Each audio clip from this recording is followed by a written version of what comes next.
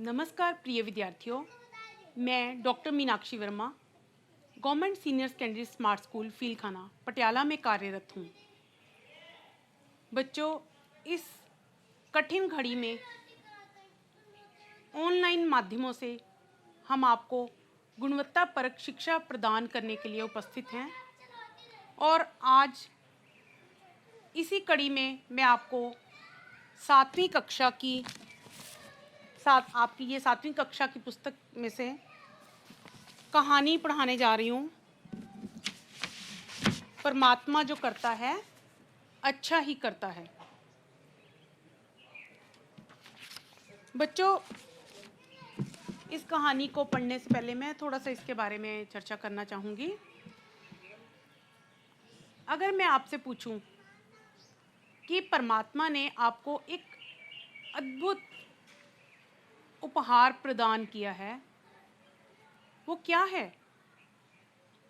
मुझे पता है आप लोग कहेंगे प्रकृति के नज़ारे, ये पेड़ पौधे, आसमान,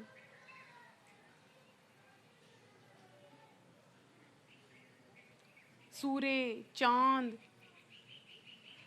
जितनी भी प्राकृतिक चीज़ें हैं। लेकिन बच्चों, उससे भी बहुत बड़ी चीज़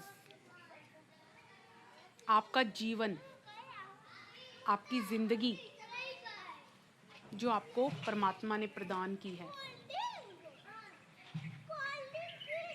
ये उपहार आपको जन्म लेते ही मिल जाता है और इसके साथ ही आपको मिली है असीमित शक्ति, विवेक की, बुद्धि की, जिसके बल पर मनुष्य क्या नहीं कर सकता। लेकिन अगर इस बुद्धि का प्रयोग सही से किया जाए, इस बुद्धि में सकारात्मक विचार रखे जाएं, तो जब हम सकारात्मक विचार रखेंगे तो जो हम कर्म करेंगे वो सुकर्म बन जाएगा, एक अच्छा कर्म। लेकिन इसी बुद्धि में, इसी विवेक से अगर हम गलत जो है विचार रखेंगे तो हमारा जो भी कर्म है वो बुरा कर्म बन जाएगा, विकर्म हो जाएगा वो। तो बच्चों, हमें जो है सकारात्मक विचार रखने चाहिए, अच्छे कर्म करने चाहिए, सही और गलत की पहचान रखनी चाहिए। यही है जीवन की सार्थकता। अगर हम इनसे भटक जाते हैं, नकारात्मकता को ले आते हैं, नकारात्मक विचार जो है हमें गलत और सही की पहचान करने से कहीं दूर भटका देते हैं, तो हम अपने विवेक का अधिक से अधिक प्रयोग करें, सही और गलत की पहचान करें, विपरीत परिस्थितियों में भी अपना आत्मविश्वास ना खोएं और इन सबको अच्छे कर्म करते रहें। इन सबको जो आज मैं कहानी यहाँ पे आपके सामने पढ़ने जा रही हूँ, यही इन्हीं बातों को लेकर है वो कहानी। एक राजा की कहानी है। तो मैं आपको पहले कहानी सुनाती हूँ, फिर आपको समझ आ जाएगा कि मैं किस बात पर जो है आपके साथ चर्चा करना चाहती थी। तो बच्चों, मैं अब आपके सामने कहानी पढ़ने जा रही हूँ। परमात्मा जो करता है अच्छा ही करता है।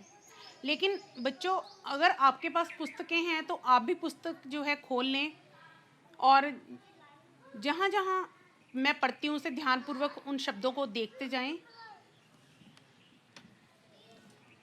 किसी समय किसी देश में शूरसेन नामक राजा हुआ करता था। वह अपनी संतान के समान प्रजा का पालन करता था। सुमति नामक उसके मंत्री का परमात्मा पर अटूट विश्वास था। परमात्मा जो करता है अच्छा ही करता है, वह ऐसा मानता भी था और इस पर अमल भी करता था। कोई भी बुरी घटना उसको डामाडोल नहीं कर सकती थी। एक बार संयोग से राजा की उंगली पर फोड़ा निकल आया। पीड़ा से बेचैन होकर उसने मंत्री को बुला भेजा। मंत्री ने दर्द से बेहाल राजा को भी परमात्मा जो करता है अच्छा ही करता है यही शब्द कहे। राजा सोचने लगा, यह मंत्री कितना पत्थर दिल है, इस हालत में भी मुझ पर दया नहीं करता। कुछ समय बाद रोग के बढ़ जाने पर राजा की उंगली गल गई। वह अपने जीवन के बारे में भी निराश हो गया। उसने फिर मंत्री को बुला भेजा। मंत्री ने इस बार भी वही पुराना विश्वास दोहराया। क्रोध से जल भुनकर राजा ने सोचा, अरे ये दुष्ट मंत्री बहुत ही कृतघ्न है। स्वस्थ हो जाने पर मैं अवश्य ही इसको मौत के घाट उतार दूंगा। आखिर राजा रोगहीन हो गया और पहले की तरह राज्य का कामकाज करने लगा। एक दिन उसकी शिकार खेलने की इच्छा हुई, जिसके प्रबंध के लिए उसने मंत्री को कहा। मंत्री ने भी स्वामी की आज्ञा अनुसार सभी प्रबंध कर दिए। राजा घोड़े पर सवार होकर मंत्री और बहुत से सेवकों को साथ लेकर जंगल की ओर निकल पड़ा। जब वह घने जंगल में पहुंच गया तो उसने सेवकों को वहीं ठहर जाने का आदेश दिया और मंत्री को साथ लेकर भयानक जंगल के बीचों बीच चल पड़ा। घूमते घूमते जब वे कुएं के पास से गुजरे तब राजा अपने मन में विचार करने लगा, इससे अच्छा मौका कहाँ मिलेगा। प्यास का बहाना बनाकर इसे कुएं से जल लाने की आज्ञा देता हूँ और ज्यों ही यह जल निकालने के लिए नीचे की ओर झुकेगा मैं इसे कुएं में गिरा दूंगा। राजा ने जैसा सोचा था वैसा ही कर दिखाया। मंत्री ने गिरते गिरते भी वही पुराने शब्द दोहराए, परमात्मा जो करता है अच्छा ही करता है। इतने में सूर्य देवता अपनी किरणें समेटकर अस्त हो गए। राजा को जंगल से बाहर निकलने का मार्ग ही नहीं सूझ रहा था। जंगली जानवर चारों ओर घूमने शुरू हो गए थे। आखिर थका हारा राजा डर का मारा एक वृक्ष पर चढ़कर जा छिपा। उसने घोड़े को पहले ही वृक्ष के नीचे बांध दिया था। अब रात काफी घनी हो चुकी थी। इतने में किसी दूसरे राजा के सैनिकों का एक बहुत बड़ा दल उस भयानक जंगल में घुस आया। घोड़े को वृक्ष के साथ बंधा देखकर उनको विश्वास हो गया कि इसका सवार भी अवश्य ही आसपास छिपा बैठा होगा। वे लोग मन ही मन प्रसन्न हो रहे थे कि यदि कोई मनुष्य उनके हाथ लग जाएगा तो वो उसे प्रातःकाल राजा के पास ले जाएंगे। राजा चामुंडा देवी को उसकी बलि चढ़ाकर अपना संकल्प पूरा कर लेगा और उनके कर्तव्य का पालन भी हो जाएगा। पल भर में उनमें से एक सैनिक कूदकर वृक्ष पर जा चढ़ा और राजा को बांधकर नीचे उतार लाया। राजा को घोड़े पर बिठाकर वे सभी लोग विजय के गीत गाते हुए अपने देश की ओर चल पड़े। हाथ लगी शिकार को अपने स्वामी की सेवा में हाजिर कर दिया। अब बलि देने की तैयारियां शुरू हो गई। अभी जल्लाद ने तलवार उठाई ही थी कि राजा की नजर बलि जीव के कटे हुए अंग पर जा टिकी। राजा हैरान होकर चिल्ला उठा, अरे पापियों, यह क्या कर डाला? तुम नहीं जानते कि अंगहीन मनुष्य की बलि नहीं दी जाती? तो इसे हटाइए यहाँ से। फिर क्या था, राजा शूरसेन अपने प्राणों की खैर मनाता हुआ वहां से तत्काल निकल भागा। राजधानी लौटते हुए मार्ग में राजा के विचारों ने पलटा खाया। सोचने लगा कि मंत्री के इस विश्वास को कि परमात्मा जो करता है अच्छा ही करता है मैंने भली भांति परख लिया है। अंगहीन होने के कारण मेरी जान बची है। अब मैं शीघ्र ही अपने नेकदिल मंत्री के पास जाता हूँ। नाहक उसकी हत्या करके मैंने घोर अपराध किया। क्या वह अब भी जीवित है? चलकर देखता हूँ। कुएं के पास पहुंचकर वह जोर से पुकारने लगा, हे धर्मात्मा बंधुवर, क्या तुम अब भी जिंदा हो? राजा के वचन सुनकर मंत्री ने उत्तर दिया, राजन, मैं कुएं में मृत्यु तुल्य जीवन बिता रहा हूँ। इच्छा हो तो मुझे निकालिए। राजा ने मंत्री को कुएं से बाहर निकाला, बार बार अपना दोष स्वीकार करते हुए उससे क्षमा मांगी। मंत्री ने कहा, महाराज, परमात्मा जो करता है अच्छा ही करता है। मेरा कुएं में गिरना भी एक शुभ लक्षण था। अंगहीन होने के कारण आप तो बच जाते, परंतु मुझ भले अच्छे मनुष्य का मौत से छुटकारा पाना संभव न होता। इसलिए मानना ही पड़ता है कि यह सब कुछ परमात्मा की भलाई के लिए ही किया है। अंत में प्रसन्नतापूर्वक दोनों राजधानी लौट आए। तो बच्चों, कैसी लगी आपको कहानी? मुझे पता है आपने बड़े ही ध्यानपूर्वक इस कहानी को सुना होगा और इसको समझने का प्रयास भी किया होगा। अब आपको पता चला इसमें जो राजा शूरसेन है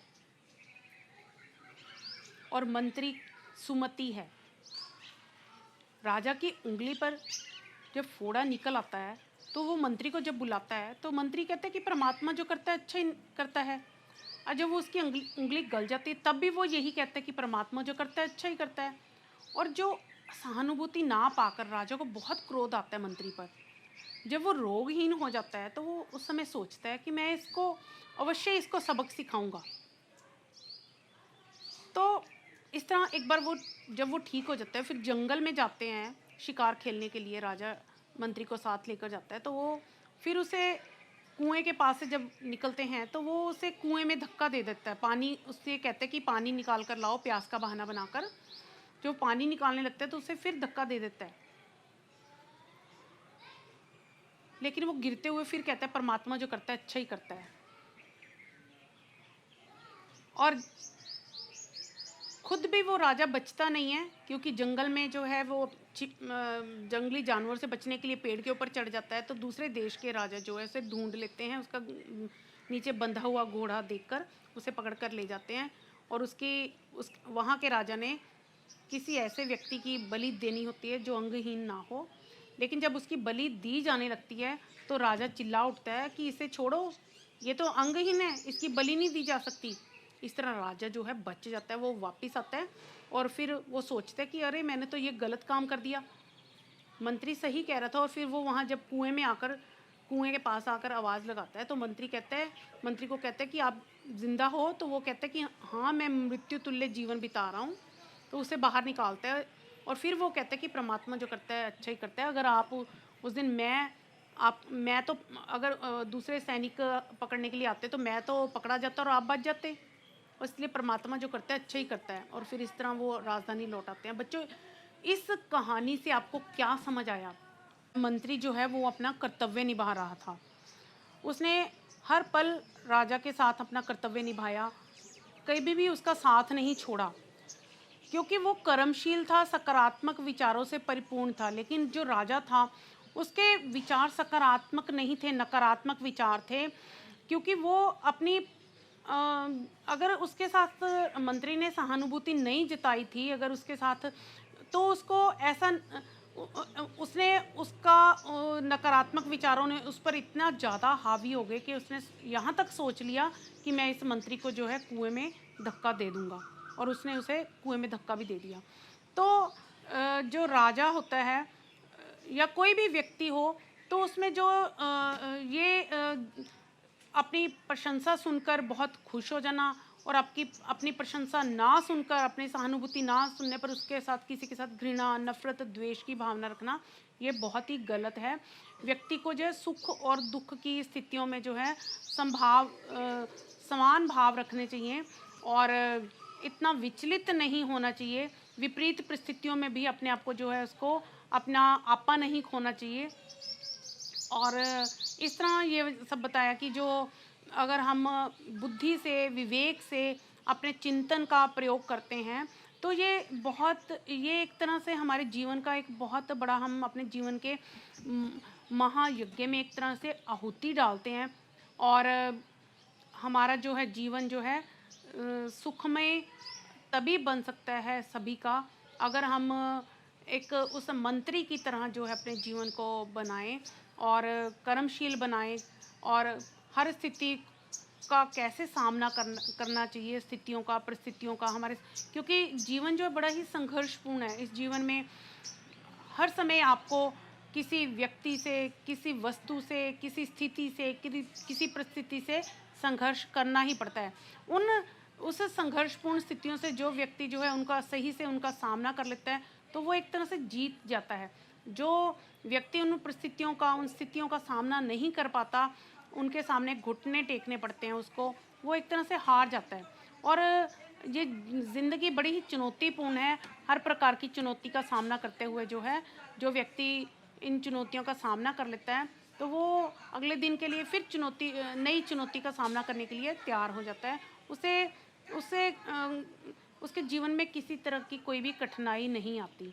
तो हमें आपने ये देखा कि यहाँ पे जो राजा और मंत्री के माध्यम से जो हम लेखक ने हमारे सामने एक संदेश हमें देना चाहा है, और कि हमें किस तरह का बनना है, कि हमें अपने जीवन में सकारात्मक विचार रखने हैं या नकारात्मक विचार रखने हैं, और हमारे सामने इस तरह की परिस्थितियाँ आ जाएं तो हमें उनका सामना कैसे करना है। ये एक राजा और मंत्री के माध्यम से उन्होंने बच्चों आप तक ये अपना संदेश पहुंचाया है, और ताकि आप भी अपने जीवन में इस तरह की चुनौतियों का सामना कर पाएँ, और पल प्रतिपल हमारी ज़िंदगी जो है इन्हीं चुनौतियों से भरी हुई है। तो आपने इस कहानी का आनंद लिया और इस कहानी को समझा। मुझे पूर्ण विश्वास है इसका जो भी संदेश है आप तक पहुंचा, और आप जो है इसको, कहानी को पढ़ेंगे अच्छी तरह से और इसे लिखेंगे भी। बच्चों, आपने कहानी परमात्मा जो करता है अच्छा ही करता है सुनी, समझी।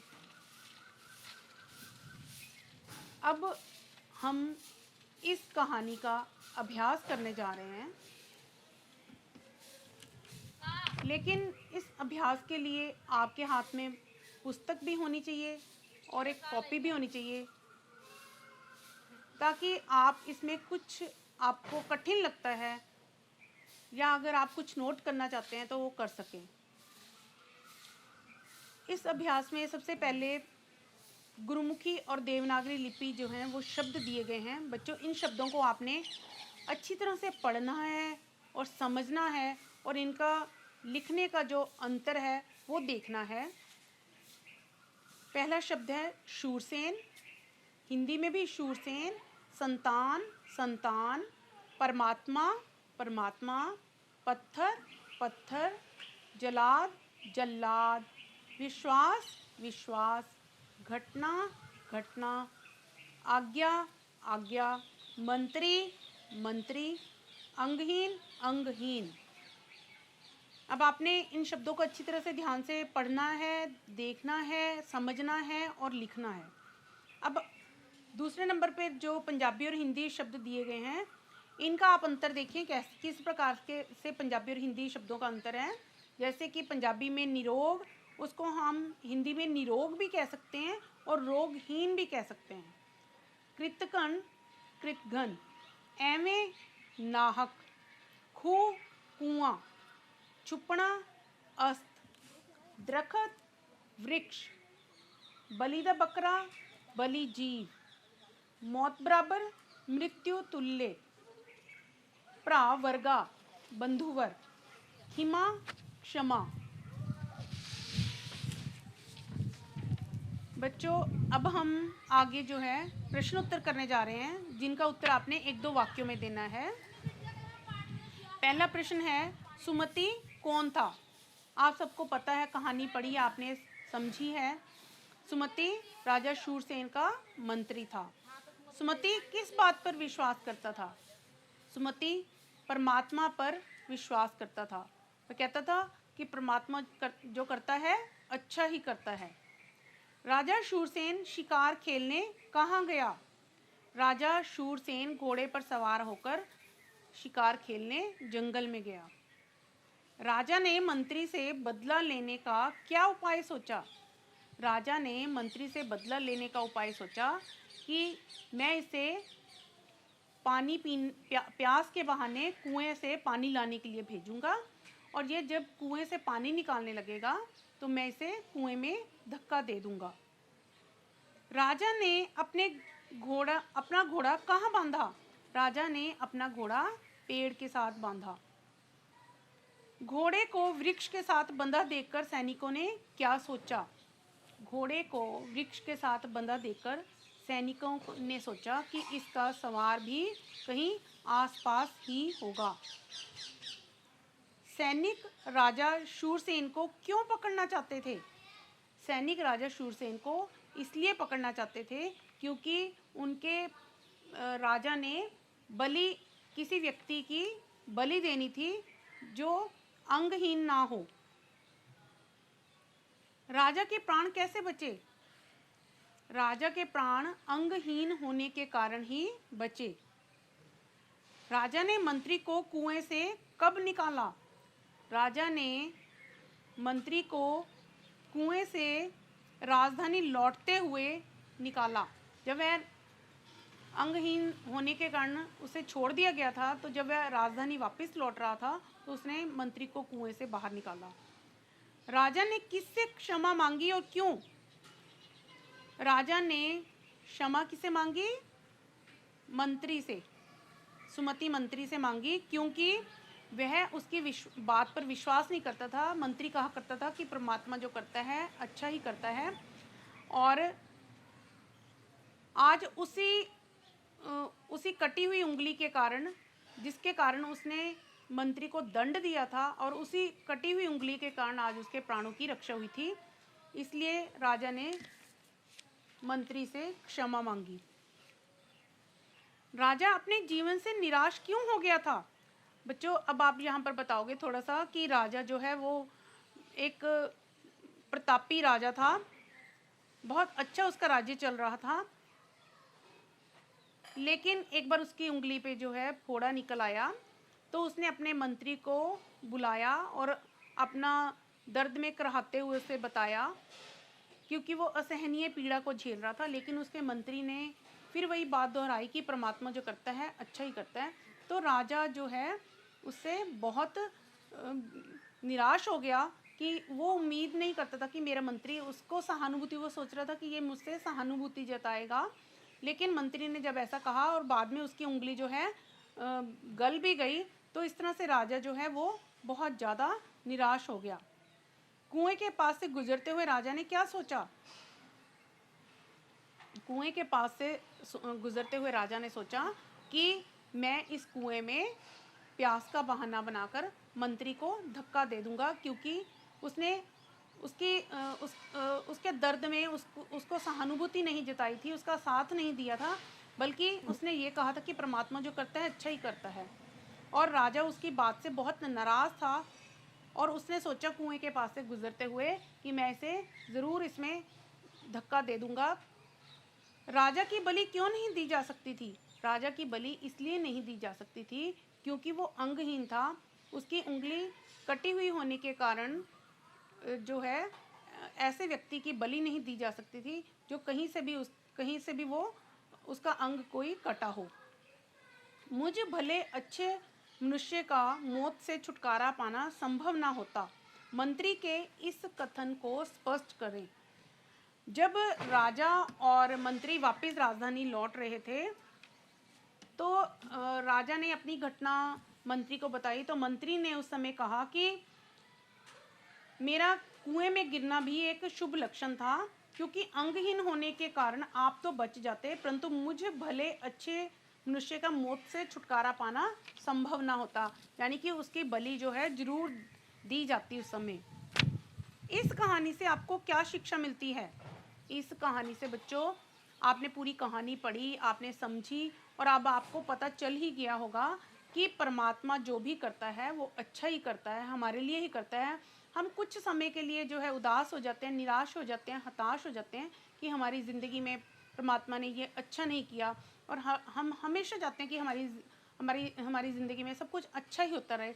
लेकिन जब कभी कुछ कष्ट आता है, तकलीफ़ होती है, या कुछ भी दर्द हमें थोड़ा सा झेलना पड़ता है, यहाँ कहीं हम असफल हो जाते हैं, तो हम परमात्मा को कोसने लग जाते हैं। नहीं बच्चों, परमात्मा जो है वो जो हमारे साथ अगर आज कुछ गलत भी हो रहा है, अगर हम कहीं असफल भी हो जाते हैं, अगर आज हमें कोई कष्ट मिल रहा है, तो उसके पीछे कोई ना कोई राज होता है, कोई रहस्य होता है। परमात्मा ने हमारे लिए अच्छा सोचा होता है।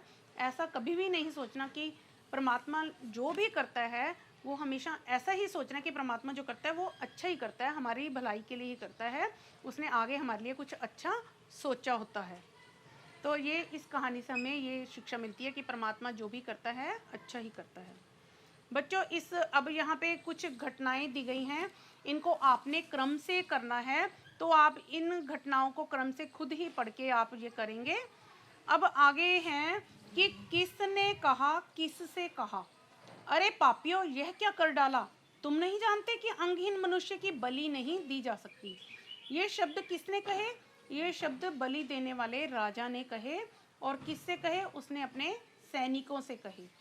परमात्मा जो करता है अच्छा ही करता है। ये शब्द किसने कहे? ये शब्द सुमति मंत्री ने कहे और अपने राजा शूरसेन से कहे। हे धर्मात्मा बंधुवर, क्या तुम अब भी जिंदा हो? ये शब्द किसने कहे थे? ये शब्द राजा शूरसेन ने कुएं में गिरे हुए अपने मंत्री सुमति से कहे। मेरा कुएं में गिरना भी एक शुभ लक्षण था, ये शब्द कहे थे मंत्री सुमति ने राजा शूरसेन को। तो अब बच्चों 8वें नंबर पे हैं कि इस पुस्तक में, इस पाठ में जो शब्द आए हैं उनका विपरीत कुछ शब्द ऐसे हैं जिनका आपने विपरीत अर्थ वाले शब्द लिए गए हैं, उनका अर्थ लिखना है, आपने विपरीत शब्दों का अर्थ लिखना है। जैसे कि है ये कुछ शब्द मैंने लिख लिए हैं ये वाले। जैसे पहला है जीवित, जीवित का विपरीत शब्द होगा मृत। दूसरा है भलाई, भलाई का होगा बुराई। तीसरा है अस्त, अस्त का होगा उदय, यानी कि शाम को सूर्य अस्त होता है और सुबह उदय होता है। प्रातःकाल, सायंकाल। कृतघ्न, कृतज्ञ, कृतघ्न जो किसी पर किसी के एहसान को ना माने उसको कहते हैं। तो कृतज्ञ जो किसी के एहसान को, किसी के उपकार को माने। शुभ, अशुभ। रोगहीन, रोगी या रोगग्रस्त।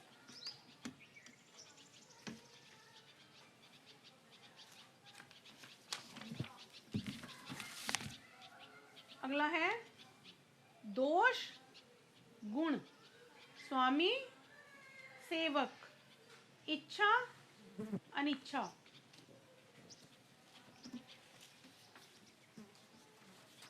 बच्चों, अब आपके अगला जो है प्रश्न, उसमें समानार्थक शब्द हैं, वो मैंने इस तरह से लिखे हुए हैं समानार्थक शब्द।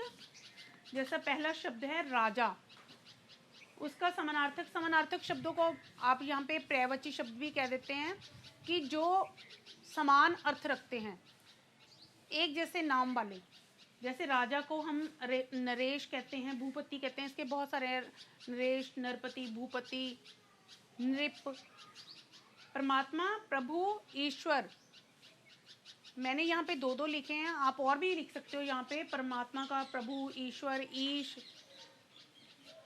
घोड़ा, अश्व, तुरंग। सेवक, नौकर, दास। रात का रात्रि, निशा। जंगल का वन, कानन। वृक्ष का पेड़, तरु। तलवार, खड्ग, खड्ग, कृपाण।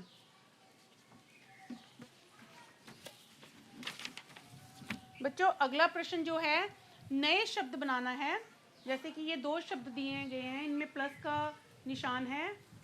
तो जैसे धर्म प्लस आत्मा, तो धर्म प्लस आत्मा को जोड़ने से, इन दोनों शब्दों को जोड़ने से बनेगा धर्मात्मा। कई बच्चे जो हैं बहुत बड़ी गलती करते हैं कि वो ये प्लस को बस हटा देते हैं, धर्म प्लस आत्मा दोनों को जोड़कर लिख देते हैं। आपने यहाँ पे ऐसा नहीं करना, आपने आ की जगह आ की मात्रा लगानी है, तो ये सही शब्द बनेगा धर्मात्मा।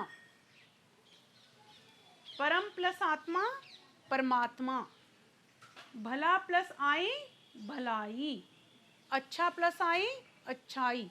बच्चों इन शब्दों में मैंने बहुत बार देखा है कि बच्चे ये गलती कराते हैं, जैसे कि अब भला प्लस है ये, तो वो आ को पूरा आ को ही लिख देते हैं, जबकि हमने यहाँ पे आ को हटाकर आ का चिन्ह लगाना है, आ की मात्रा लगानी है। अच्छाई में भी ऐसे ही करना ही है।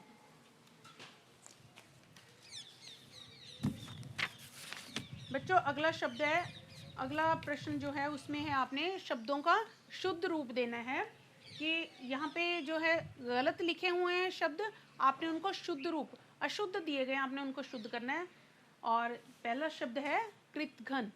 तो आपने कृतघ्न में देखा होगा कि इसमें घ जो है पूरा है, हमने पूरा नहीं करना, इसको आधा लिखना है, तो ये सही होगा। यहाँ पे लिखे चुमुंडा, चुमुंडा नहीं, इसको बनाना है आपने चामुंडा। अगला है पत्थर। पत्थर में क्या गलती है, यहाँ पे इसमें पूरा त है, आपने पूरा त नहीं करना, यहाँ पे आधा त, पत्थर। डावाडोल, आपने देखा यहाँ पे क्या गलती है, एक देखा आपने गलती, तो डावा डोल होता है। कुआं, यहाँ पे कुआं। सैनिक, सैनिक, ये सही दोनों सही हैं, इसमें गलती नहीं है। अब आपको बच्चों ध्यान पूर्वक आपने देखा होगा, आपको अपनी गलतियां समझ आ गई होंगी कि बच्चे इस तरह की गलतियां करते हैं, आपने इन अशुद्धियों को शुद्ध करना है। देखा आपने ध्यान पूर्वक।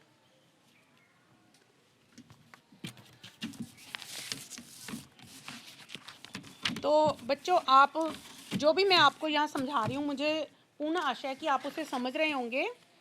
इस तरह से अब हमारा ये जो है ये अध्याय जो है, इसका अभ्यास जो है, अभ्यास कार्य जो है पूर्ण हो गया है। और जो भी आपकी कोई आपको कठिनाई लगती है तो आप अपनी अध्यापिका से इस बारे में बात कर सकते हैं। धन्यवाद।